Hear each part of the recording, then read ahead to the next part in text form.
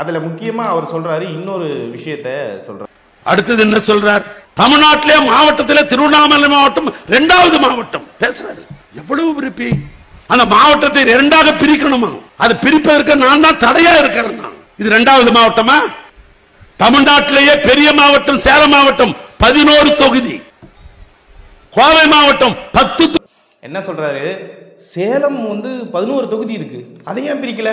கடலூர்ல 9-10 தொகுதி இருக்கு, அதை ஏன் பிரிக்கல அப்படிங்கிறார். ஒரு அமைச்சருக்கு என்னென்ன காரணங்களுக்காக மாவட்டத்தை பிரிக்கலாம் அப்படிங்கிற ஒரு பேசிக் கர்டசி கூட இல்லை அப்படிங்கிறத நம்ம புரிஞ்சுக்கணும். அதனால தான் இவரை நம்ம முதல்ல சொன்னோம் மங்கினி அமைச்சர் அப்படின்னு சொல்லிட்டு. என்ன காரணம் அப்படின்னா, செங்கல்பட்டு மாவட்டத்தை பிரிக்கிறதுக்கான காரணம், செங்கல்பட்டு காஞ்சிபுரத்தை பிரிக்கிறதுக்கான காரணம் மக்கள் தொகை அடிப்படையில் ஒன்று. இன்னொன்று, வேலூர் மாவட்டத்தை 3ஆக பிரித்ததுக்கான காரணம் நிலப்பரப்பின் அடிப்படையில். அதைத்தான் இங்கேயும் அன்புமணி ராமதாஸ் அவர்கள் கேட்குறாரு.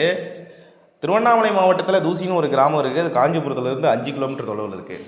அங்கேருந்து அவன் திருவண்ணாமலை மாவட்டம் வரணும்னா 110 கிலோமீட்டருக்கு மேலே வரணும். அவன் அந்த மாவட்டத்தோட எண்டுக்கு போனோன்னா 210 கிலோமீட்டர் வரும். இது நிலப்பரப்பில் மிக மிக பெரியது. அதில் நீங்கள் சொன்னீங்க பாருங்கள், மாவட்டத்தில் நம்பர் 1 எதோ இருக்குன்னு.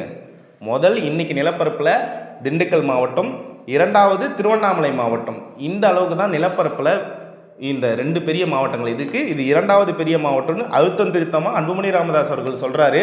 அதில் முக்கியமாக இது இவ்வளோ டிஸ்டன்ஸ் இருக்குது, மக்கள் தொகை அடிப்படையாக அவர் கணக்கில் சொல்லலை, இவ்வளோ டிஸ்டன்ஸ் இருக்குது, இவங்களால் ரொம்ப சிரமப்படுறாங்க, நிர்வாக வசதிக்காக இதை பிரித்து 2ஆக்குங்க அப்படின்னு தான் சொல்கிறாங்க.